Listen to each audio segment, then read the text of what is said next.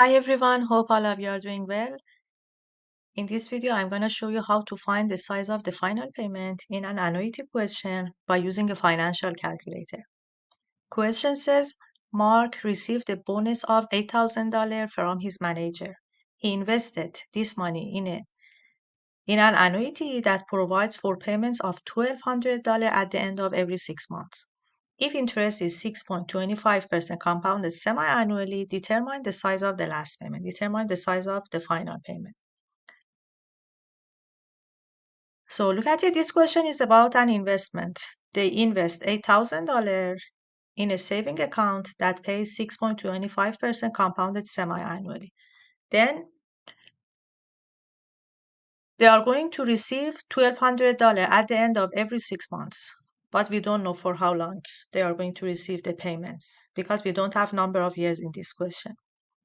And we look for the size of the final payment. Okay. So in this question, to find the size of the final payment, first I need to solve the question for n. Then when I have n is total number of payments during the term, okay? After getting n by a financial calculator, I know which payment is the last payment. And then by using amortization function in the calculator, I can find the size of the payment. If you remember, when we make an amortization schedule, sometime the last payment, sometime the balance after the last payment is not zero. Okay, it's an error that happens. So why? Because we round, okay? Calculator shows long decimals, okay? But we round always. Because of this rounding, sometime the balance after the last payment is not zero, okay? So but after the last payment, the balance must be zero because we have paid everything or we have received everything, okay? So in this case, if the balance after the last payment is not zero, we need to adjust the last payment to have a zero balance after the last payment. So sometimes the last payment is not equal to the other payments. When the balance after the last payment is not zero, I need to change the last payment to have a zero balance at the end. Because of that, sometimes the last payment is not equal to the other payments. So in this case, to adjust the last payment to have a zero balance after the last payment, I need to use this formula. Look at the formula. Last payment is equal to the balance after one payment exactly before the last payment plus interest of the last payment. Okay? By using this formula, we can find the last payment. But which payment is the last payment? I don't know because I don't have number of years in this calculator. So let's solve the question for n.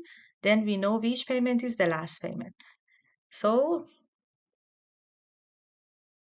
look at it. By using this formula, we can find the size of last payment. Okay, it's the size of last payment.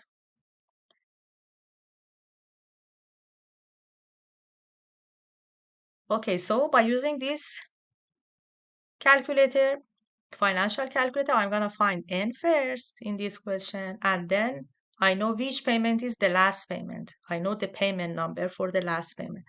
So look at here first, I need to set PY and CY in the calculator. Payments are at the end. My calculator is on end mode.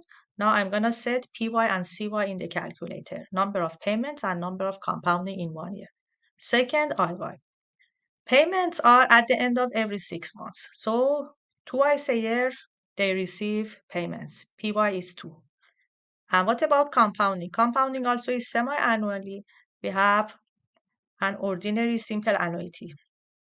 Okay, go down. CY is already 2. We don't need to change that. So we quit. Second CPT. We look for N. Okay. Rate is 6.25. That's IBY. Look at here. They have invested $8,000 in a saving account. So 8,000 positive, negative. It's investment. Then they are going to receive $1,200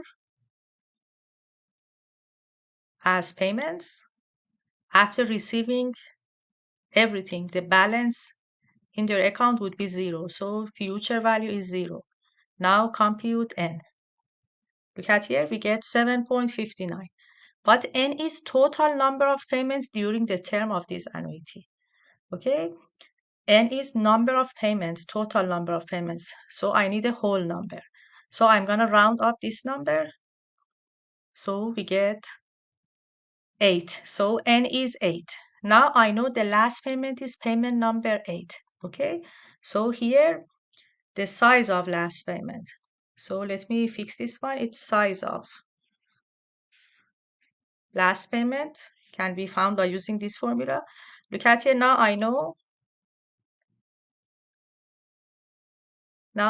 that I need to find the balance of one payment exactly before the last payment. When the last payment is payment number 8, because N is 8. Look at here.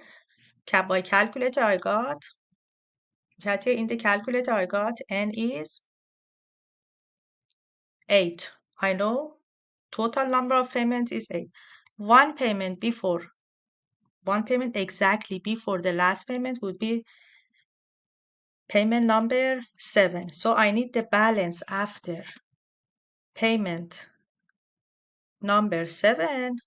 Then I'm going to add this one to the interest of the last payment, which is interest of payment number 8. The last payment is payment number 8. So if I pay the unpaid balance before the last payment, plus interest on this unpaid balance, which is interest of payment number 8, then I have paid everything. And the balance in the account at the end after the last payment would be 0.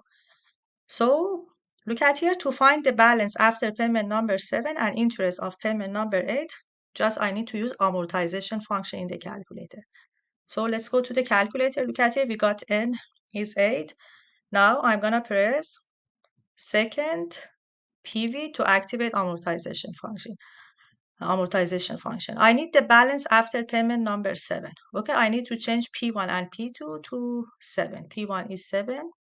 P2 also is 7. Now go down. Look at this number. This number is the balance after payment number 7. Okay, so we save that in the calculator as a positive number. So I'm going to save that store as number 1. I saved as number 1. Now it's time to find the interest of payment number 8. Then I'm going to add that to the saved number. So again, second amortization. So I need the interest of payment number 8. So I need to change P1 and P2 to 8. P1 is 8. Go down, change P2 to 8. Enter. Now go down, just find the interest. Okay. Now it's the interest of payment number 8. Look at here, P1 and P2 are 8. So just add this number to the saved number. Recall the number we saved for balance after payment number 7. Recall 1. It's the balance after payment number 7. Now equal sign.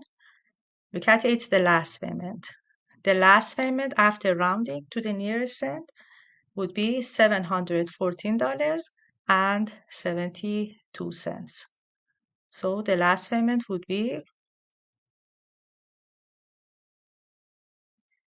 $714.72, rounded to the nearest cent.